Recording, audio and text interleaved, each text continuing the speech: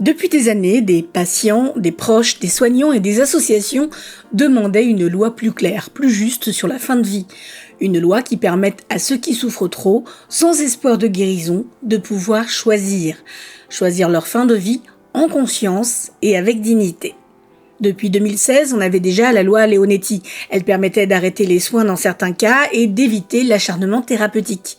Mais ce n'était pas encore une vraie possibilité de choisir de mourir. Et en 2024, a été lancée une nouvelle loi pour autoriser l'aide active à mourir.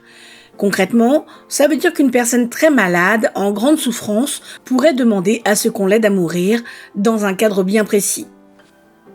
Cette loi a été découpée en deux parties, une pour renforcer les soins palliatifs et une autre pour autoriser l'aide à mourir sous conditions très strictes.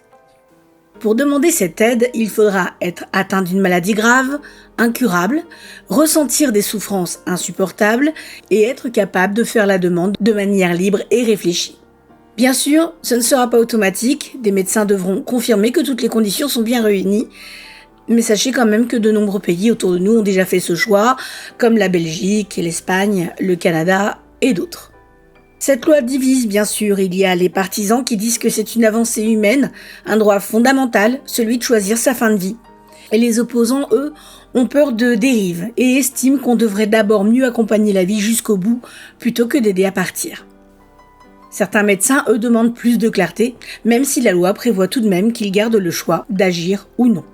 La loi a été votée à l'Assemblée nationale fin mai 2025 et la prochaine étape, c'est le Sénat, probablement à l'automne. Et si tout se passe comme prévu, le texte pourrait être adopté définitivement en mai 2026.